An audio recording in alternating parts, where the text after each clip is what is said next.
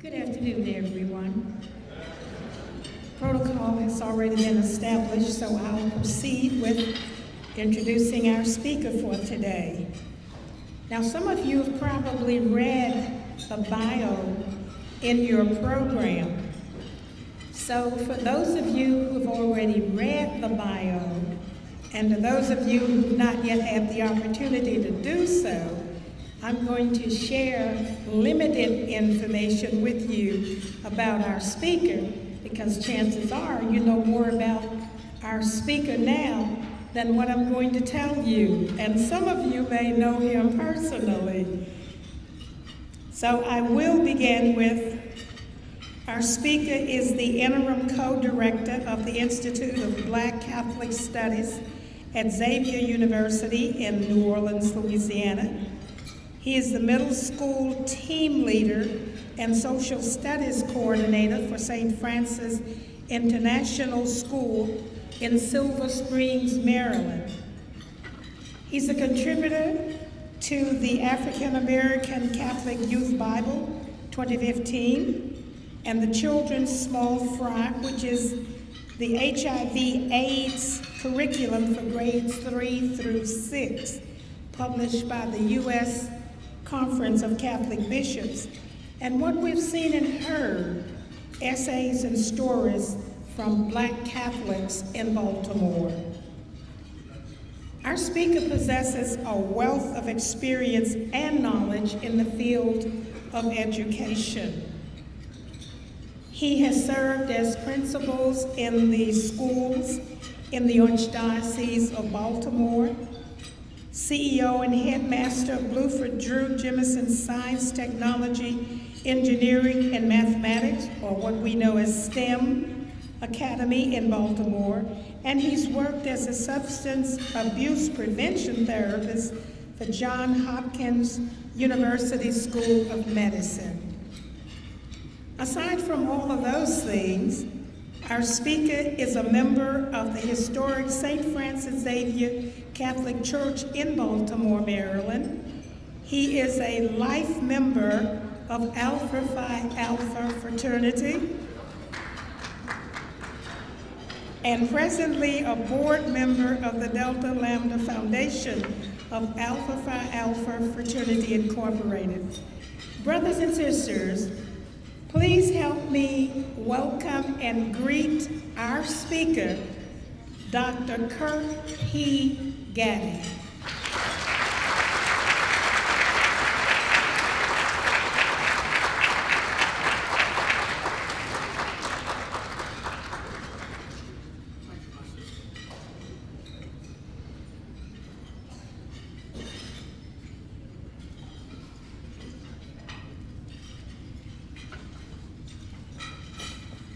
And none of that means nothing if I can't help somebody.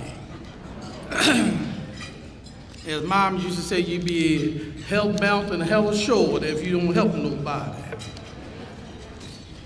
You know, the other day, I was a principal for 20-something years. They made me a principal at 24 years old in Baltimore. And the other day, in the diocese I work now in Washington, I'm in Montgomery County, so you know that means that they got a couple dollars more than me and you. However, this is the first time in the history that every 3 weeks our K-8 schools get a Young Catholic magazine. And this is the first time in my 7 years there that they must knew I was doing something. November is Black Catholic History Month. And it's very important that we do this, because our children are media savvy. They will do what they see better than what they are told to do. So let's keep on flipping the script on them.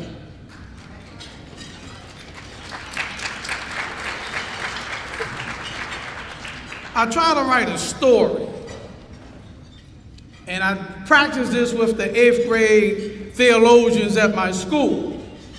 My 8th grade will take out any high school theology class in the United States on Catholic doctrine. They would deal with anyone. All of them go to high schools on honors, and they get credit for first-year theology in every school in Montgomery, Catholic school in Montgomery County. All my 8th graders are in second-year theology because I don't play with them.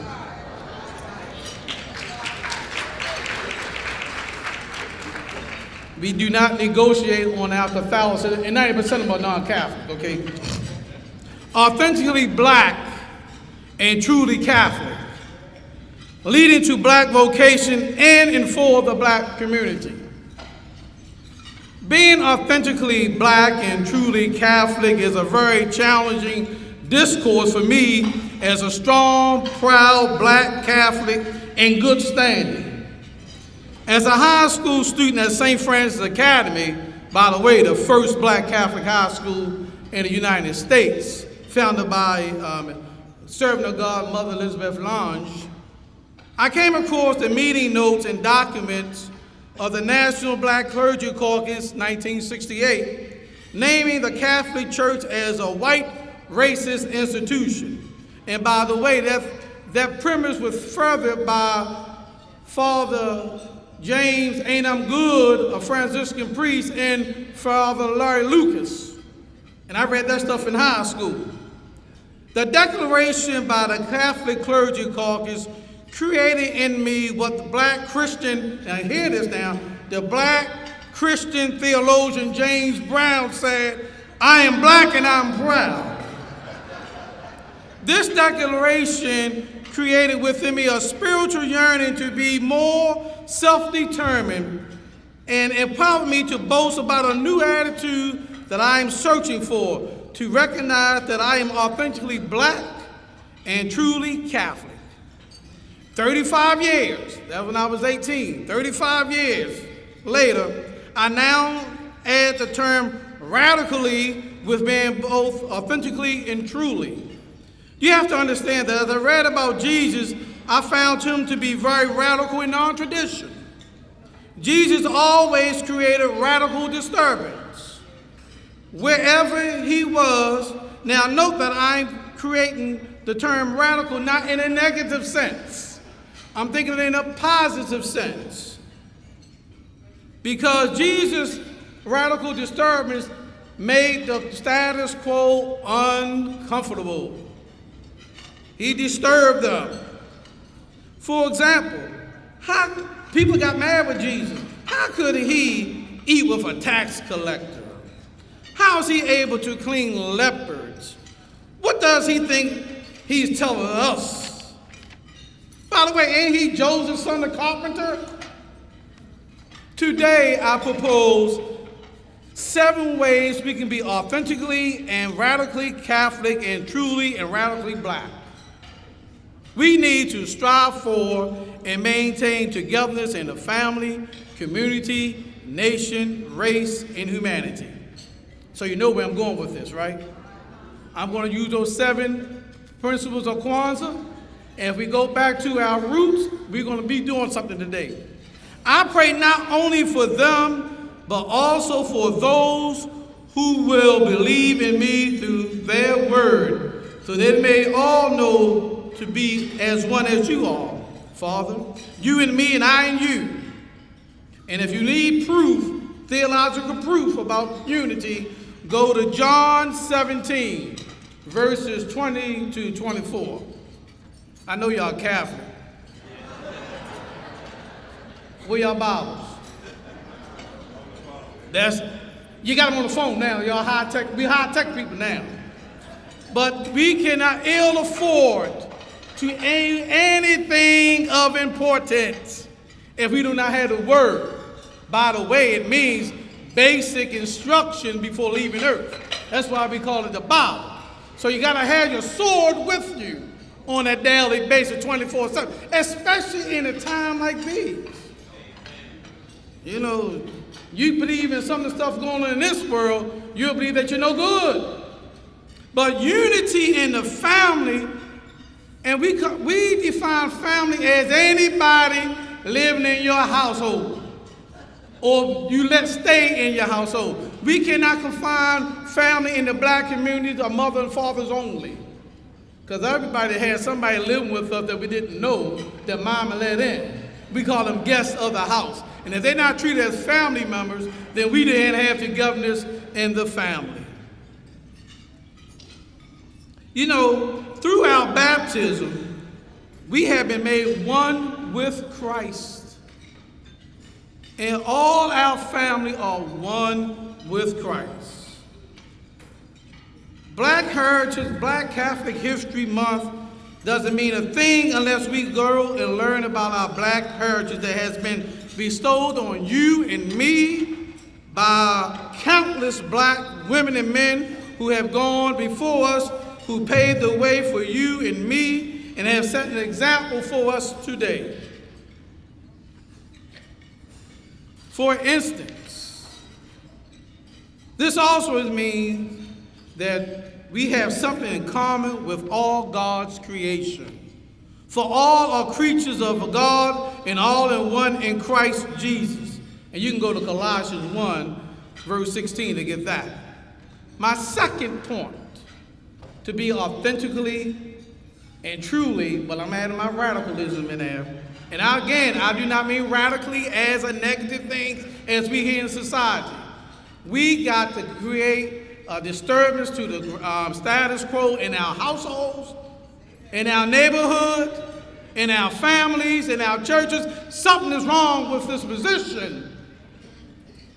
When I don't hear enough of our brothers over in Washington, D.C., called the United States Conference of Catholic Bishops, not raising sand about what's going on in America.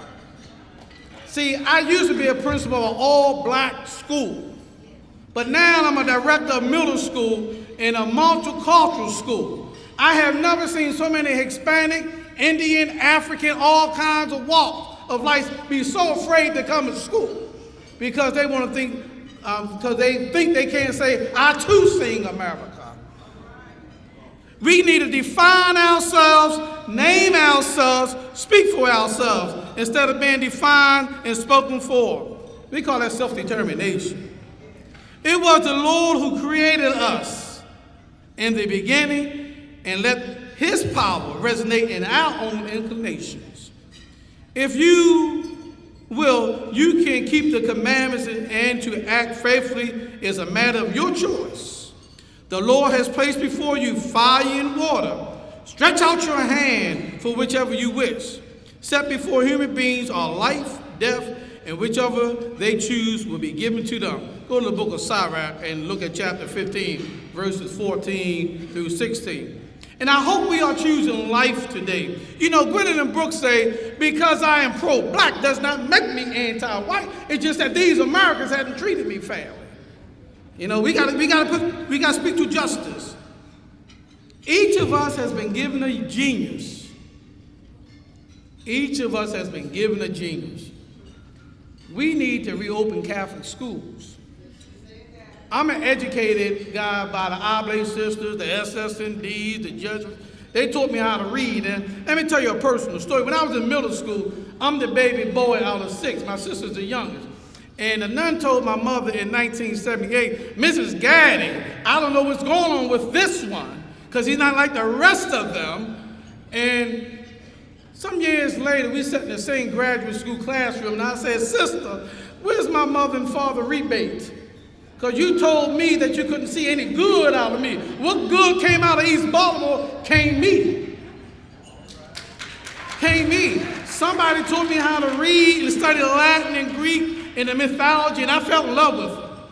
I thought I couldn't do Milton in a freshman in college, but they set me up for failure, but I passed. I had some Oblate Sisters of Providence say, you're not going to embarrass us. Your 2 hours of study is between 7 and 9 at the convent. At the convent. Because, you know, they gave me classes that I ain't supposed to take. You know, self-determination is different for everybody. For instance, self-determination for a sister may be, this is my body and it is sacred to me, if to no one else. I will not let anyone misuse it. It could be a brother saying that I am not going to bring anybody into this world that I can't take care of, emotionally, spiritually, and financially.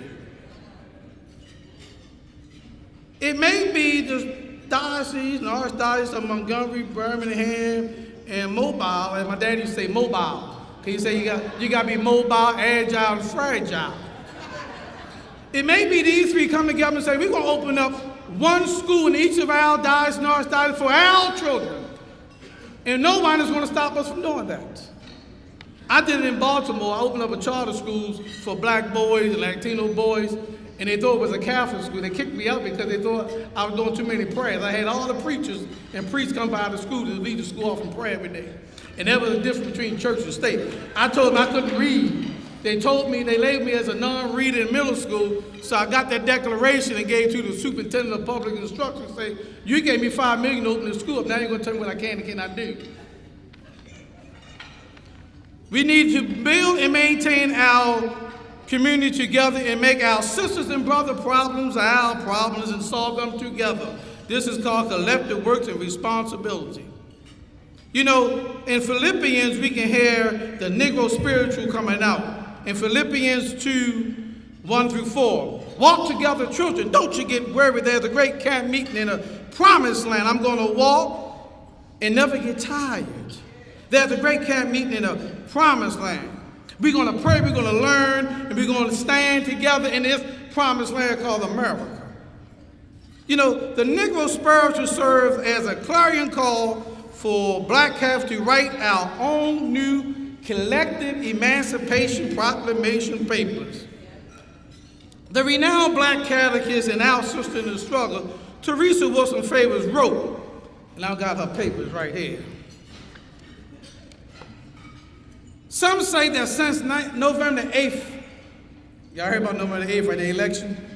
The presidential election, that a storm of uncalculated magnitude is hovering over our country. Others say a thick fog has set in, has an expansive territory covering the entire United States, and we can't see what is right in front of us, that the fog has potentially a blinding effect on us. It is worse, and the storms are worse than Katrina, Sandy, Isaac, and I say Harvey and Irma today. To the right and left, we are wavering in this storm, huffing and puffing, trying to blow our house down while landing a TKO that might last for 8 years. However, we got salvation history. Do you know about salvation history? We got salvation history, the kind of history that created an underground railroad to freedom, broke down Jim Crow and made him change his name to Jim James Esquire, and brought people from the back of the bus to the front of the bus, even though I came down here in the back of the plane sitting next to a white sister who thought that I was a criminal. I had my Oxford shirt on, my Argyle sweater, my khaki pants. I went to Loyola University in Maryland. The Jesuits taught me, and I thought I was dressed appropriately, but this lady must say, she said, I'm nervous. I say, welcome to my territory. I say, I'm riding black on a plane and you nervous. I don't want none of these people in here to think that I'm creating any type of terror on you. Welcome to me. So do you have high blood pressure yet? Do you have diabetes? And we had a good conversation until she said, but what's wrong with some of your people? I say, oh yeah, she said this, but no, we're not going to get angry with her. So it's my job as an educator to educate her. So I attempted to let her know the problem wrong with my people was her people. They have historically created highways that no one can drive down. They don't even know the examination of their own highway. The rubric for approving these highways has changed, because they are criticized by the same man who criticized my people, and yet they vote for him. They vote against their own self-interest. I say, my sister. She said, I'm white. I say, you still my sister? I could make you honorary black, but they may kill you. But we have to let her know that we have to write our own Emancipation Proclamation papers in 2017. What does that mean? We are somebodies. Not only do we need to know who we are, but whose we are. We need to be about the business of sharing whose we are with everybody, whether they agree with us or not. And that's one thing that I'm an equal opportunity critic on both the D's and the R. At least I can come to one of their tables, the other ones don't even look at the table. My next topic, we need to build and maintain our own business enterprises and to share the profits in the black community. You know, we got a lot of people who are wealthy and look like us, me and you, and they forgot whence they come from. They don't want to share, this is mine, I did it by myself. And a couple of people said that until they got to their deathbed.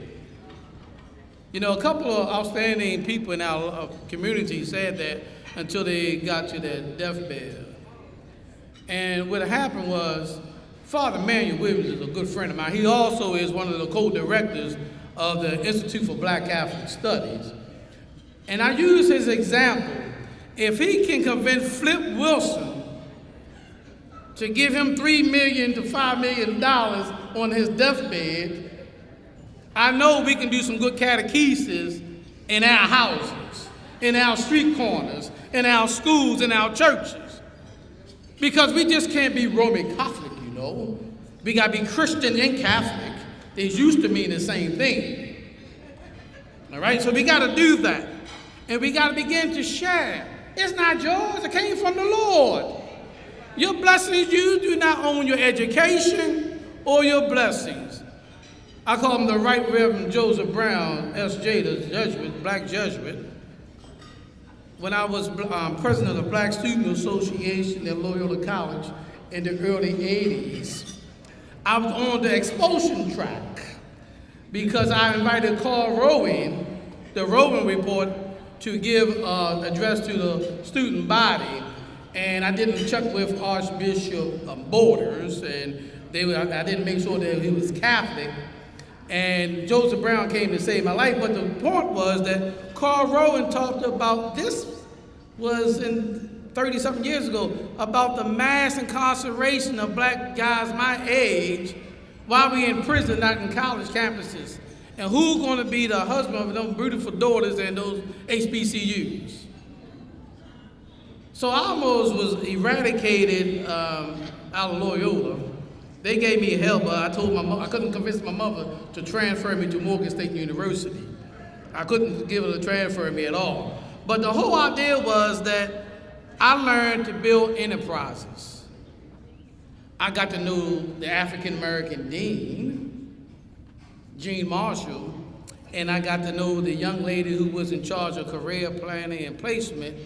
Her name was Dr. Cassandra Sills. She said, oh, my maiden name is Yorkshire.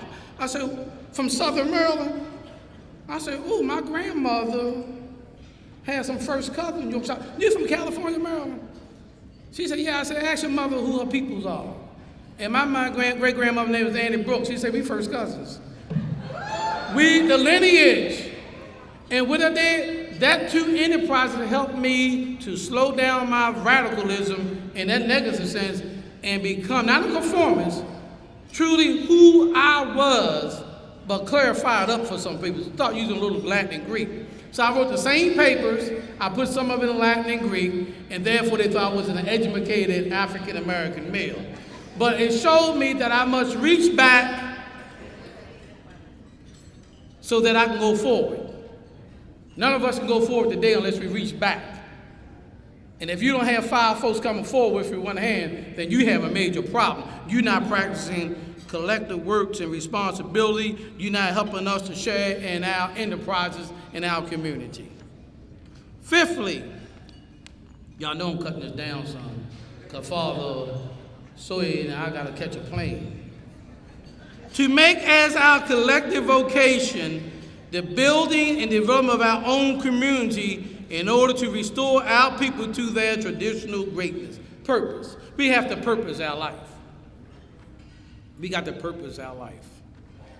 And if we don't have 10 purposes in our lives on both our hands, and they all should not be nobody our age, if they're not from pregnancy to 18, then you got a problem. Because we can't purpose our community unless we get back to those young folks. They listen to anybody that got a rhythm. And some of those rhythm has taught them that they no good. How about trying to teach them that they're somebody? How about trying to open schools and don't close some of the schools because they are black and they don't have enough money to pay the bill? We don't educate people because they are Catholic. We educate them because we are Catholic. I got a buddy who just retired from one of the C's. I'm not going to name it. But I got another bishop went there and say he's not in the business of educating non-Catholics. This young bishop said he wasn't in the business of educating non-Catholics. And I don't care. It's Memphis, Tennessee. Terry Staub opened the Jubilee schools up, and his new person, the new bishop, didn't want to continue educating because he wanted to do his own pastoral plan. And economics plays jokes on us sometimes. God has a funny sense of humor in economics. The people at UPS say if they don't keep them open for those people who are non-Catholic, you can hand out millions of dollars. So I think that changed his attitude just a little bit. The gift of Christ, where that some should be apostles, some should be prophets, and this is saying in your own lane. Some evangelists, some pastors, some teachers, to equip the saints for the work of ministry. Now, how many of you in here have ever attended the Institute for Black Catholic Studies? I ain't talking about y'all. I taught y'all. No. I don't want you, if I was your thesis advisor or taught, you can't raise your hand. Now, Mobile, Montgomery, and Birmingham, don't boast about being black if you can't go to the Citadel that is historically black and Catholic to get all your catechetical training, to train your priests, and to train your leaders. Because it's that place that everybody agree with it.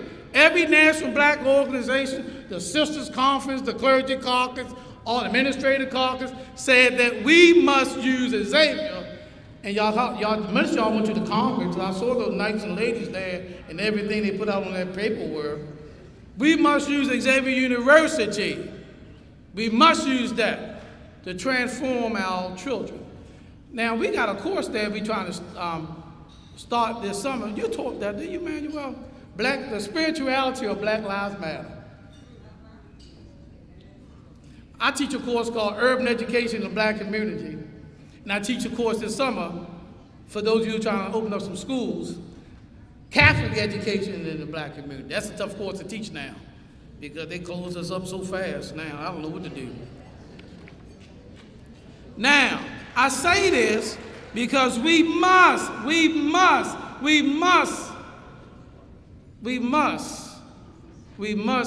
have young folk. The deacon proclaimed a petition today for youth.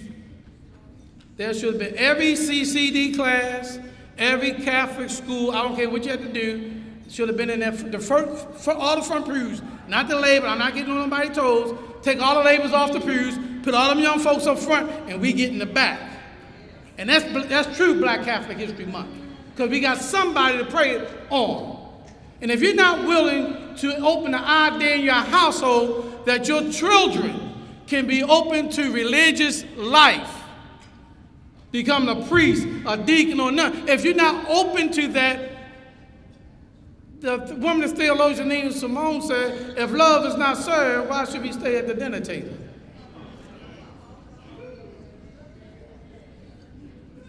And we who are black and been in this Catholic church all these decades, we come to the table of love every week because Jesus,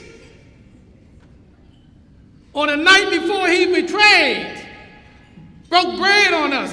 Why go somewhere? Why our children going somewhere else when we got the real McCoy in the Catholic Church? Why would we go somewhere else to have our meals when in the Catholic Church we can get that meal every day? Every hour there's a Catholic Mass going on. We got to build some bridges over troubled waters.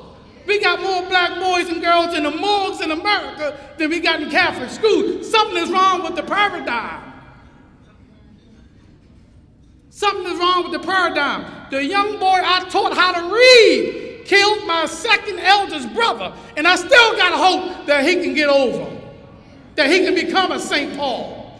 After 30 years, I don't have anger. I'm trying to find out what can I do to better myself, that I can have an impact and improve my personal act with Christ. That's the impact. And if we're going to be black during November and February, that's not enough, folks. That's only 2 or 12. 1/6, you can't be a 1/6 black Catholic anymore. We got to be 12 months, 24/7, 365. We got to be that. We got to get our church together. Now, I know some of you say, oh no, I'm about to get on a plane. Y'all got to wrestle with that.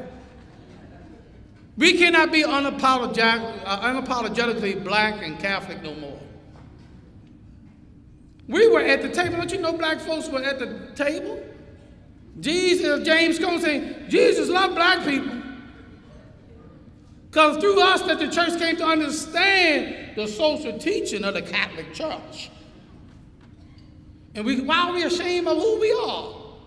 Up in Baltimore, St. Mary's Seminole got an ecumenical institute. All the Protestant people are coming there wearing diocesan classes and want to learn about our stuff.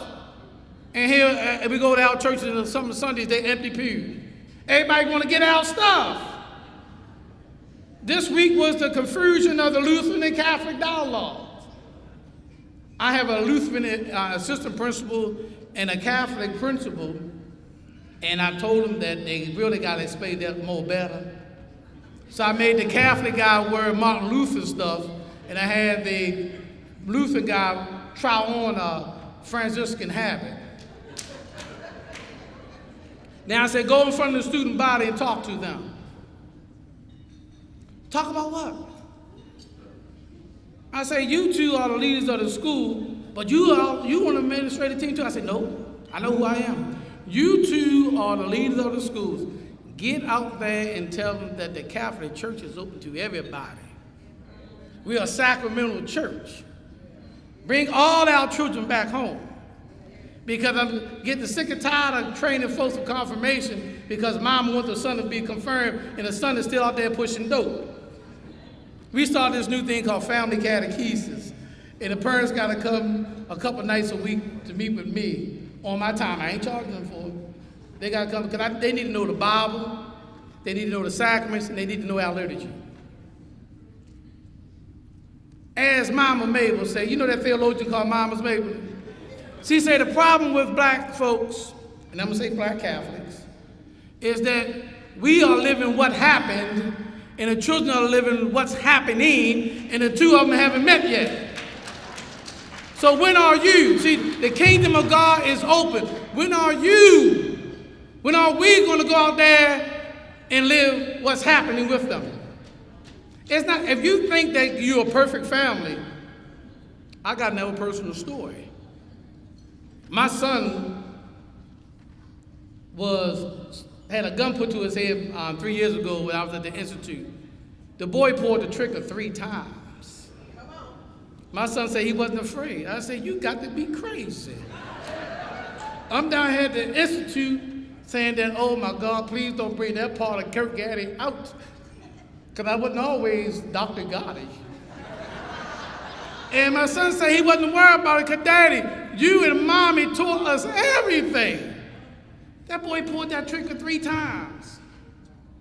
A year later, a young man tried to carjack him, cooked his ID, went to a county called Inter-Parochial County in Maryland. And if you know about a county called Inter-Parochial County in Maryland, the Democrats and the Republicans are the 5th and 6th parties. The first party is the KKK. It was so bad that this brother was darker than dark, and my son was a little lighter than me, and they told me in court that he looked like him.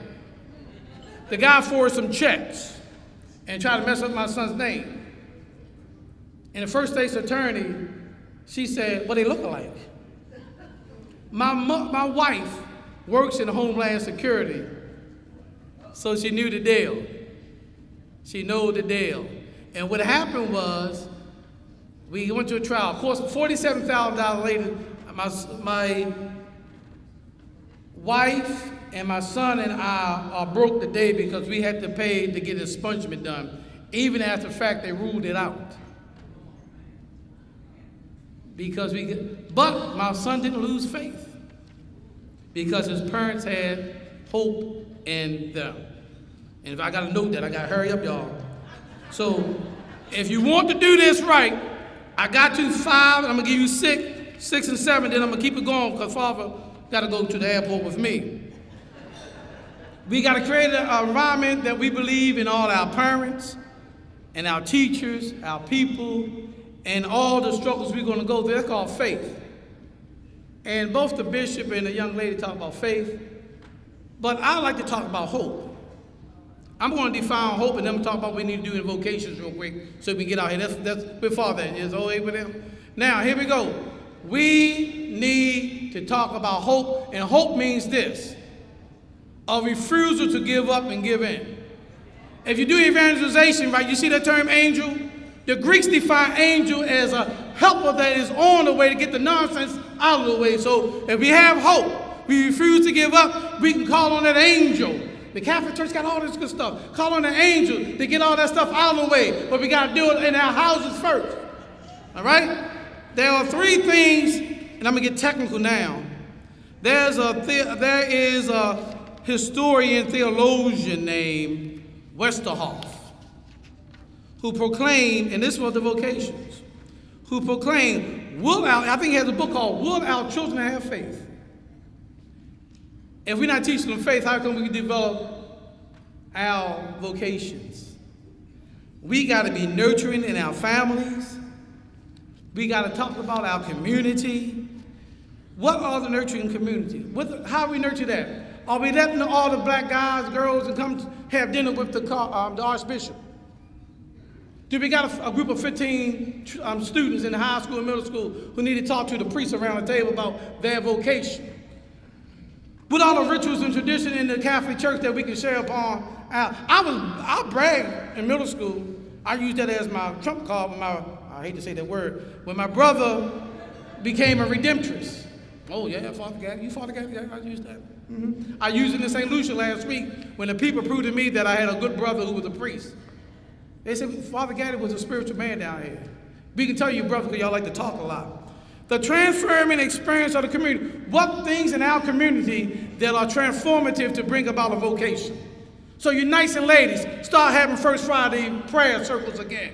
Bring up young children and affirm that they have a right to the tree of life. They have a right to go into these vocations. And then it takes the action of the community. Every child, when they all confirmed from the church, I don't have my Bible up here, but the Bible got to be the black Catholic Bible that we wrote 3 years ago. We got to do that work, y'all. We got to do that work. And I'm leaving y'all because I don't want Father to leave me for the airport because I got to be in doing God's work. I got to go to work tomorrow because I left early Friday to get ready for report card conferences. So I got to go home and make sure 450 middle school report cards are white. And I got an issue already because a sister failed 13 African-American males and did not have a conference with their parents letting them know what the deal was. So I have to go straighten that out. So I'm going to leave out of here. Don't get upset with me. I will come back and do anything y'all need me to do, especially in the curriculum development, anything education. If you can't find me, you can follow Father Manuel. I owe him favor. And I'm an alpha man, so we got to be first of all. We got to be servants of all. And God knows we want him to help us transcend all. May God bless y'all.